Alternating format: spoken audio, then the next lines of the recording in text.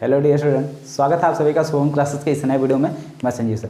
Student, जैसा कि इस समय आप लोगों को पता है कि इस समय हमारी जो है अति लघु उत्तरीय प्रश्नों की जो है सीरीज चल रही है। यानी पिछले 3 साल में जो भी आपके अति लघु उत्तरीय प्रश्न जो है पूछे गए हैं 2018, 2019, 2020, उन सभी अति लघु उत्तरीय प्रश्नों को इस समय जो हम डिस्कस कर रहे हैं।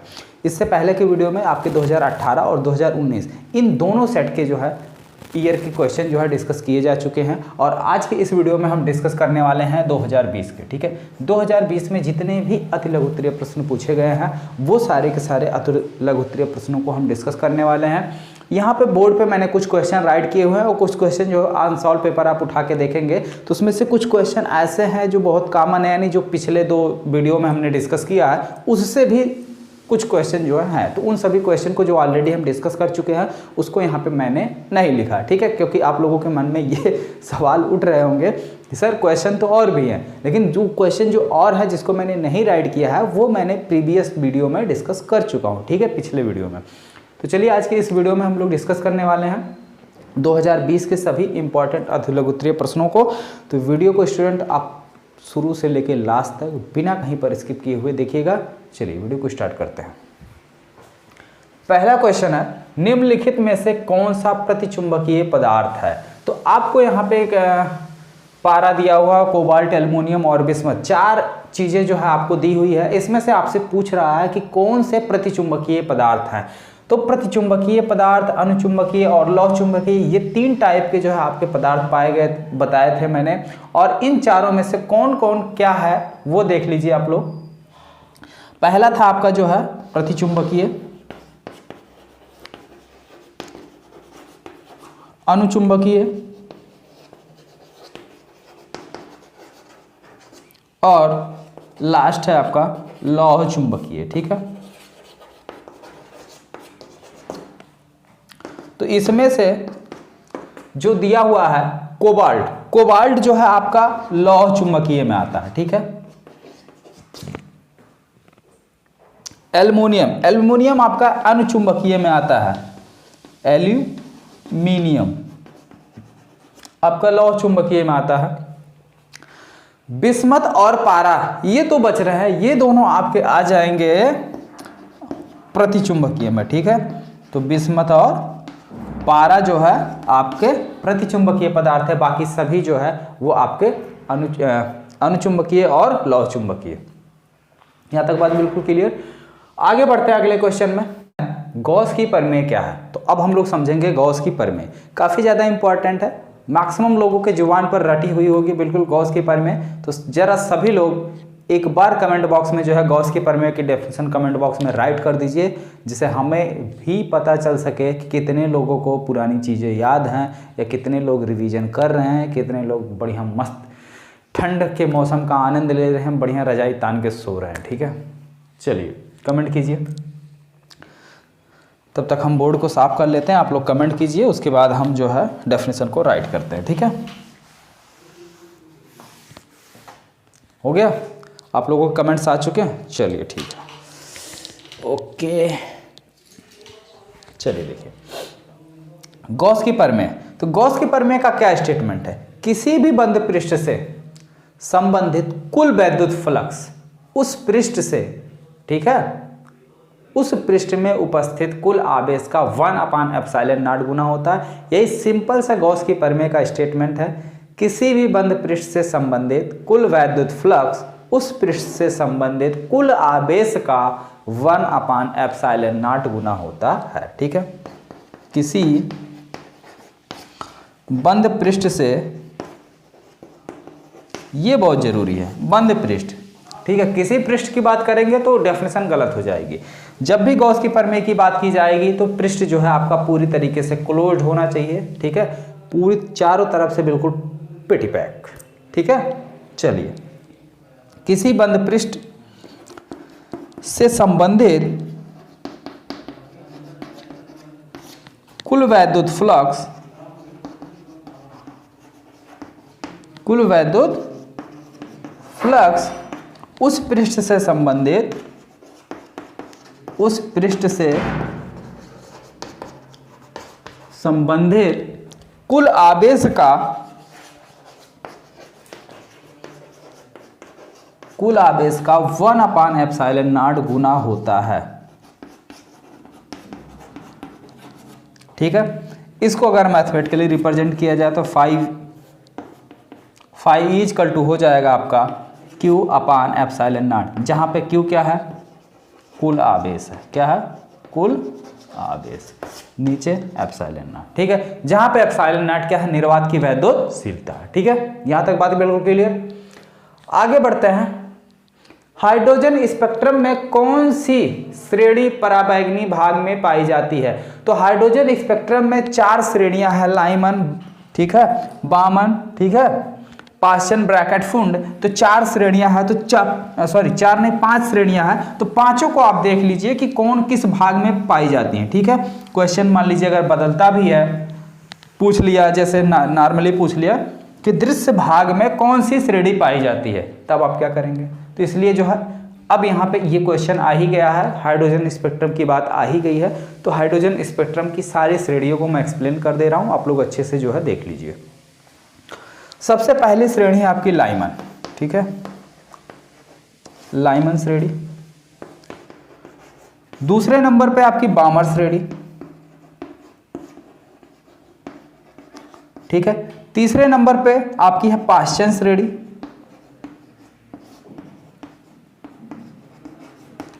चौथे नंबर पे है आपका ब्रैकेट।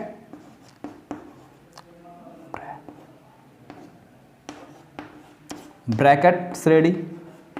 और 5वें नंबर पे है आपका फुंड। ठीक है, फुंड श्रेणी। तो देखिए भाई कौन सी श्रेणी किस भाग में पाई जाती है, मैं थोड़ा सा क्लियर कर देता हूं। क्वेश्चन मान लीजिए अगर घुमाता भी है तो किस तरीके से घुमाएगा वो भी क्लियर कर दे रहा हूं। ठीक है, आपको बिल्कुल कंफ्यूज होने की ज़रूरत नहीं है जब तक हम हैं।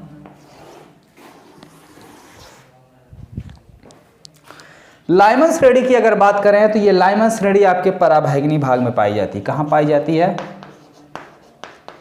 पराबैंगनी भाग में।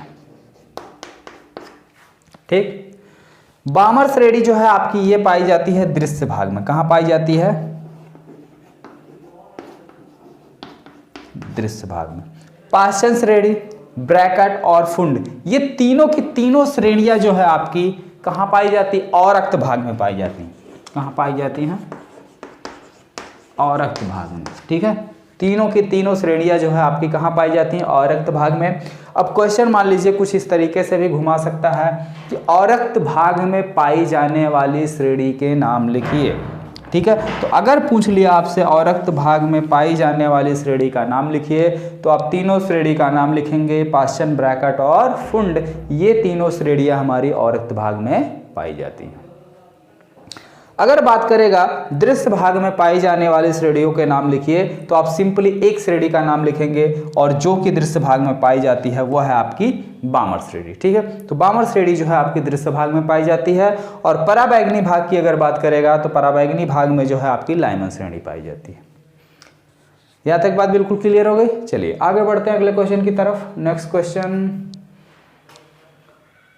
वैद्युत चुंबकीय तरंगों के चुंबकीय ऊर्जा घनत्व का सूत्र लिखिए।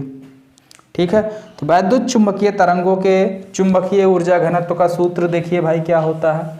सिंपली सूत्र की बात कर रहा है तो हम लोग सूत्र इसका राइट करते हैं।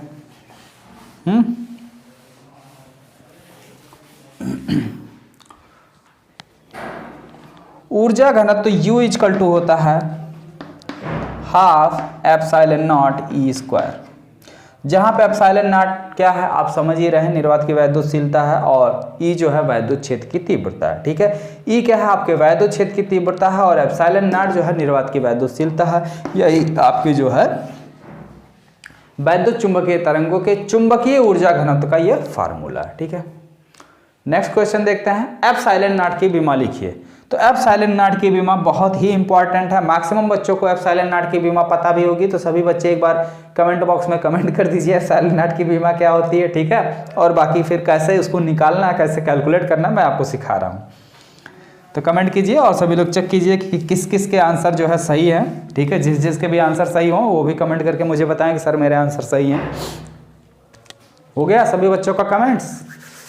चलिए कीजिए कीजिए, जल्दी कीजिए। ओके, देखते हैं। नॉर्मली पहले चैप्टर पे आ जाओ, कूलाम के नियम में F = 1/4πε0 Q1 Q2 बटे r²। ठीक है, हमें बीमा चाहिए ε0 की, तो ε0 इधर ले और बाकी सबको भेज दो दूसरी साइड।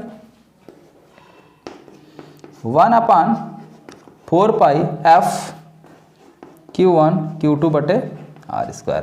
अब हमें बीमा चाहिए तो ये कांस्टेंट है 1/4π, उसको हटा दो, उससे कोई लेना देना नहीं है। तो ε0 की बीमा = क्या हो जाएगा, Q1 की बीमा, Q2 की बीमा बटे F की बीमा और बटे r² की बीमा। ठीक है, तो देखिए भाई Q बराबर क्या होता है IT, I यानी एम्पियर और T यानी समय, तो इसकी बीमा Q की बीमा होती है 80, यहाँ पे 80। F की बीमा क्या होती है mL T⁻²। ठीक, r² यानी दूरी का मात्रक है तो L² हो जाएगा। अब इसी को अरेंज कर लेना, m गया ऊपर तो m⁻⁻1 आ गया। एक ये यहाँ पे, एक यल यहाँ पे है, एक 2 यल यहाँ, 2 1 3 ऊपर गए -3, L⁻⁻3। एक ये यहाँ पे है, एक ये यहाँ पे है, तो ऊपर है तो सीधे सीधे 1 1 जुड़ जाएगा तो कितना हो जाएगा a²। t को देख लेते हैं, t⁻+2 ऊपर है, नीचे -2 है, तो नीचे वाला ऊपर जाएगा तो प्लस हो जाएगा +2 और 2 और कितना हो जाएगा +4 t⁻4। तो ये आपके ε0 की बीमा होगी। कितने बच्चों का ये आंसर था कमेंट बॉक्स में बताइए जरा, कितने बच्चों का आंसर सही है। तो इस तरीके से कैलकुलेट किया जाता है। चलिए आगे बढ़ते हैं अगले क्वेश्चन की तरफ। नेक्स्ट क्वेश्चन है कि एक बंद पृष्ठ के भीतर n वैद्युत द्विध्रुव रखे गए हैं।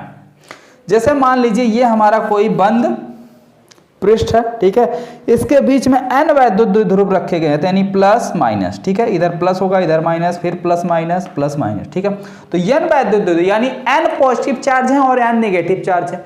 तो अगर उनका हम कुल आवेश देखें, क्या देखें, कुल आवेश देखें, तो कुल आवेश कितना हो जाएगा स्टूडेंट, 0। ठीक है, तो अगर n वैद्युत द्विध्रुव रखे हुए हैं तो उस पृष्ठ से गुजरने वाला कुल निर्गत वैद्युत फ्लक्स कितना हो जाएगा, 0, क्योंकि आवेश ही 0 है। चलिए आगे बढ़ते हैं। पश्च अभिनत एक पीएन संधि डायोड में धारा जो बहती है, यानी जो उसके आवेश वाहक है, वो किसके कारण होती है। तो पीएन संधि डायोड की अगर मैं बात करूं तो अभी रिसेंटली मैं पढ़ाया हुआ चैप्टर है, चैप्टर नंबर 14 है। इसमें होता क्या है, पश्च अभिनत की बात कर रहा ना, हाँ पश्च अभिनत। ठीक है, तो यानी रिवर्स बेसिस की बात कर रहा, तो रिवर्स बेसिस कुछ इस तरीके से होता है हमारा, ध्यान से समझिएगा, पीएन। ठीक है, इसको अगर पश्च अभिनत बनाना है तो इसको जो है नेगेटिव से जोड़ दीजिए और इसको पॉजिटिव से जोड़ दीजिए। जैसा कि हम यहाँ पे जानते हैं कि पी वाले में क्या होते हैं, होल होते हैं, यानी कोटर होते हैं जिन पे पॉजिटिव चार्ज होता है। ठीक है, जिन पे क्या होता है, पॉजिटिव चार्ज होता है, और एन रीजन में आपके इलेक्ट्रॉन होते हैं जिसमें नेगेटिव चार्ज होता है, यानी इलेक्ट्रॉन होते हैं सब में। ठीक है, तो ये प्लस है। ठीक है, तो इसको हमने पॉजिटिव से जोड़ा था, सारे इलेक्ट्रॉन प्लस की तरफ निकल जाएंगे और इसके सारे होल नेगेटिव की तरफ, यानी बीच में जो डिप्लेशन लेयर है इसकी चौड़ाई ऑटोमेटिक क्या हो जाएगी, बढ़ जाएगी। जब चौड़ाई बढ़ जाएगी तो इसका प्रतिरोध भी बढ़ जाता है। ठीक है, लेकिन इसमें ये बहुसंख्यक होते हैं, यानी इनकी संख्या ज्यादा होती। पी रीजन में बहुत ही कम मात्रा में आपके इलेक्ट्रॉन भी पाए जाते हैं जो कि अल्पसंख्यक आवेशवाहक कहलाते हैं। तो जो इसमें इलेक्ट्रॉन पाए जाएंगे वो माइनस चार्ज के कारण रिपेल होंगे, वो डिप्लेशन लेयर की तरफ जाएंगे। हालांकि डिप्लेशन लेयर बहुत चौड़ी होती है, ठीक है, बहुत चौड़ी होती है, जिससे को वो आसानी से क्रॉस नहीं कर पाते हैं। लेकिन जैसे जैसे वोल्टेज का मान बढ़ाते जाते हैं, यानी इस माइनस का मान है और इधर प्लस, ठीक है, वोल्टेज जैसे जैसे बढ़ता जाएगा तो इनको एनर्जी ज़्यादा मिलेगी। ठीक है, तो जैसे एनर्जी ज़्यादा मिलती है तो ये डिप्लेशन लेयर को क्रॉस कर जाते हैं, इधर से इलेक्ट्रॉन और इधर से आपका पॉजिटिव चार्ज दोनों आके जो है कोवैलेंट बॉन्ड बनाते हैं, यानी सर्किट कंप्लीट करते हैं, और जिसकी वजह से परिपथ में अल्पधारा बहने लगती है। और ये अल्पधारा जो बह रही है किसके कारण हो रहा है, अल्पसंख्यक आवेशवाहक, अल्पसंख्यक आवेशवाहक। ठीक है, अब अल्पसंख्यक आवेशवाहक में ये मत बोलना कि सर जी जो है होल के कारण या कोटर के कारण होती है, ये सब आंसर दोगे तो गलत माना जाएगा, ठीक है। अल्पसंख्यक आवेश वाहक में आपके दोनों आवेश, ठीक है, दोनों आते हैं, पॉजिटिव चार्ज और नेगेटिव चार्ज, जैसा कि आप देख भी रहे हैं पी रीजन में काफी अल्प मात्रा में जो आपके नेगेटिव चार्ज भी होते हैं और इसमें अल्प मात्रा में क्या होते हैं, पॉजिटिव चार्ज होते हैं, ठीक है। तो पश्च अभिनत में जो हमको धारा मिलती है वो किसके कारण मिलती है, अल्पसंख्यक आवेश वाहक के कारण, ठीक है। और अगर अग्र अभिनत की बात करेगा तो वहां पे बहुसंख्यक, ठीक है, अल्पसंख्यक की जगह बहुसंख्यक। चलिए आगे बढ़ते हैं अगले क्वेश्चन की तरफ। नेक्स्ट क्वेश्चन देखते हैं। एक हेनरी स्वाप्रेरक गुणांक की परिभाषा लिखिए। तो भाई हेनरी जो है वो स्वाप्रेरकत्व की परिभाषा है, ठीक है। L इक्वल टू होता है -E delta I by delta T, ठीक है। और इसका मात्रक होता है हेनरी, ठीक है। अगर इसकी वैल्यू 1 हो रही है, ठीक है, इसकी वैल्यू 1 हो रही, कब 1 होगी, यदि delta I by D T बराबर 1 और E बराबर 1, ठीक है। यदि किसी परिपथ में धारा परिवर्तन की दर एकांक हो, ठीक है, एकांक हो, ठीक है, मतलब di बाई डी टी इसकी वैल्यू 1 एम्पियर पर सेकेंड हो। यदि किसी परिपथ में धारा परिवर्तन की दर एकांक हो और उस परिपथ में उत्पन्न विद्युत वाहक बल 1 वोल्ट हो तो उस परिपथ का स्वाप्रेरण गुणांक 1 हेनरी होता है, ठीक है। फिर से नोट कर लो, कॉपी ले लो, पेन ले लो, मैं फिर से बोल रहा हूं। यदि किसी परिपथ में धारा परिवर्तन की दर एकांक हो, ठीक है, तो उस परिपथ में उत्पन्न विद्युत वाहक बल यदि 1 वोल्ट हो तो उस परिपथ का स्वाप्रेरण गुणांक 1 हेनरी होगा, ठीक है। तो 1 हेनरी की यह परिभाषा है। चलिए आगे बढ़ते हैं नेक्स्ट क्वेश्चन की तरफ। 10 पिकोफैरेड का एक संधारित्र दिया है। तो सबसे पहली बात है पिकोफैरेड को आप फैरेड में कन्वर्ट कर लीजिए, सिंपल, ठीक। और यहाँ पे आपको दिया है वोल्ट, यानी ये C दे दिया है और ये V दे दिया है। आपसे पूछा क्या है, ऊर्जा। तो ऊर्जा का formula U equal to half CV²। Formula लिखा हुआ है, वैल्यू रखिए, कैलकुलेट कीजिए, आंसर जो भी आए नीचे कमेंट बॉक्स में कमेंट कर दीजिए, ठीक है। मैं चेक कर लूँगा किसके आंसर सही है किसके आंसर गलत। भाई इसमें करना क्या है, फार्मूला आपके सामने, पिकोफैरेड को आप फैरेड में बदल लीजिए और जो आपका बोल्ट दिया हुआ है बोल्ट की जगह वैसे ही रहेगा, B, ये B है और ये C है, सब कुछ दिया हुआ, ठीक है।